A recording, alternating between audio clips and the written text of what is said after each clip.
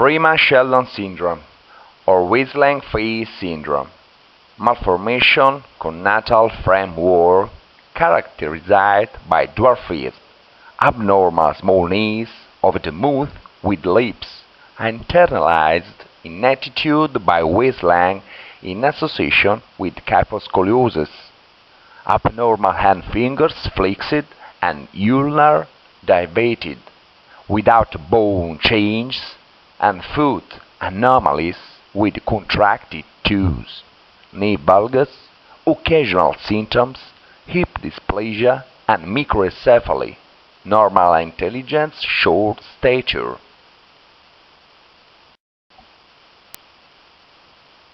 The disease is transmitted as an autosomal dominant inheritance with low penetrance.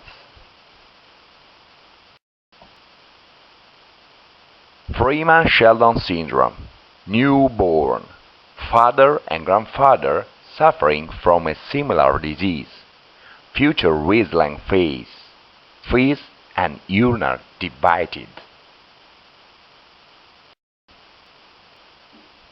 Same case, kyphoscoliosis present at birth, hand and clubfoot without skeletal changes.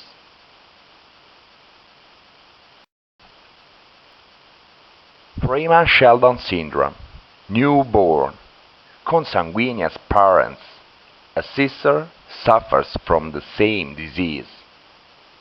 Blepharophimosis, strabismus, microstomia. Same case, at 18 months, whistling feature mouth. Same case, to 2 years delay of ossification, vertical anterior cranial fossa, mandibular apoplasia, clinocampsydactylia, coxa valga. Girl 2 years, sister of the previous case. Freeman Sheldon syndrome, 3 years old child, face whistler, fingers flexed, ulnar dilated, thumb alleged, contracted toes. Freeman Sheldon syndrome, teenager, dorsal lumbar scoliosis with double curve, marked atrophy of the muscles of the calf, ulnar deviation of fingers.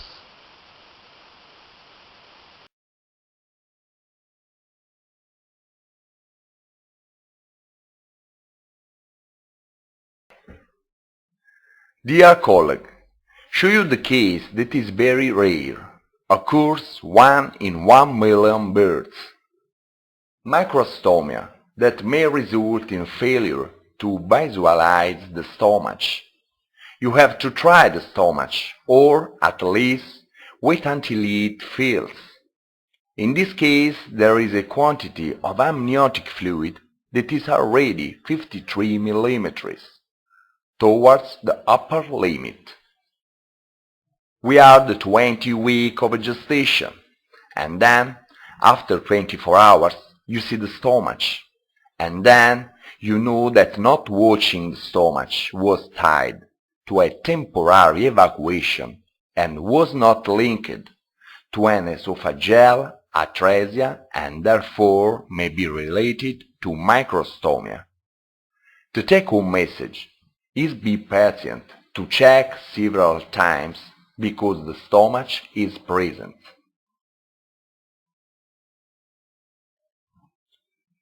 Another sign, scoliosis in Freeman Sheldon syndrome. In most cases is not present in the uterus, as is the case in which the spine is smooth. And then you bring home the following message. Scoliosis may not occur in utero, but at birth or during adolescence. In fact, it's labeled as evolutionary anomaly. Another sign of Freeman Sheldon is ulnar deviation of the hand. It's easy to see? Absolutely not. Freeman Sheldon syndrome belongs to the group of distal arthrogryposis. He has two symbols, the first of which we shall see later. The other sign is the hand that deviated from the ulnar side is not very clear.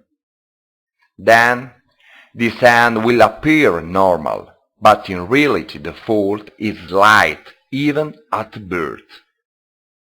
The ulnar deviation, as all other distal arthrogryposis, has a good prognosis. So, the take-home message is that the visualization of the hand deviated from the ulnar side is a sign hardly recognizable.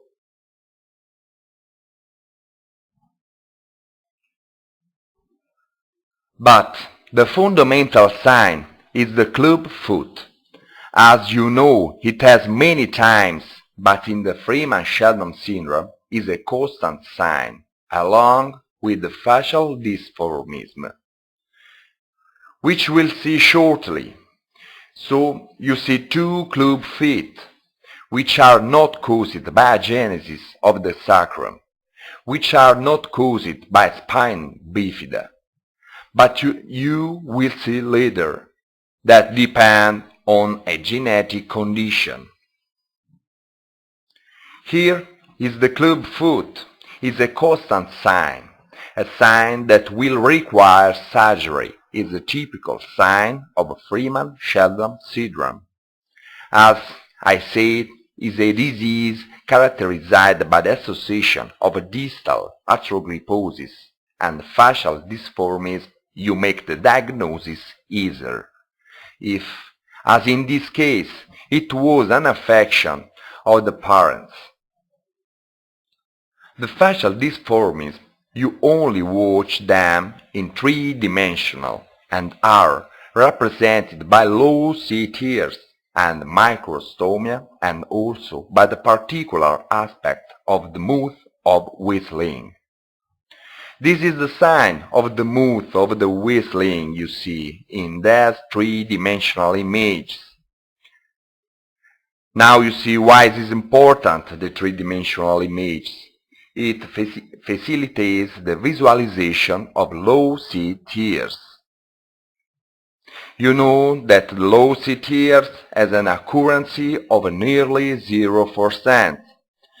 That do not recognize ever, but not in this case, because you know that the mother is suffering from the Freeman Sheldon syndrome.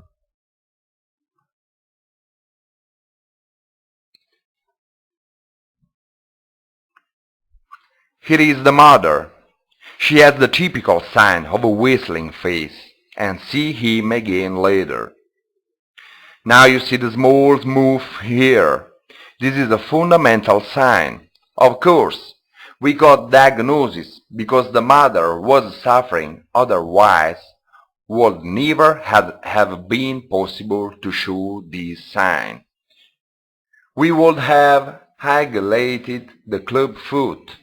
We would also highlighted the ulnar deviated hand, but never this sign.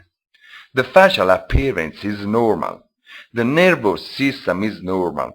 Head gives the normal profile. As you can see, it's not a flat profile. For a moment you have seen the corpus callosum. At the chin is slightly smaller. See that the profile is irregular, as was also the mother's chin. Now back again to see the facial dysformism representing typical sign of this disease, which, as I said, is autosomal dominant, with a frequency of 1 in every million births. From these images, still see his chin slightly smaller, the shape of the normal nose, but also see the low C tears. So, the mother is suffering from the syndrome Freeman Sheldon. the child has the same signs of the mother, is clear that at this point has been diagnosed. Freeman Sheldon. The message to take home. The reconstructive surgery of maxillofacial deformities, those who were present in the mother will become more blurred. The club foot is corrected. The hand ulnar deviated is corrected. Sometimes, with physiotherapy, the intelligence of these children is normal. You should be optimistic. You should seek genetic counseling. You should seek advice maxillofacial. But must be optimistic considering that the increase in amniotic fluid can give an increased risk of premature birth. Here again is a typical phase of whistling. Ryan the latest image to show his hand ulnar deviated.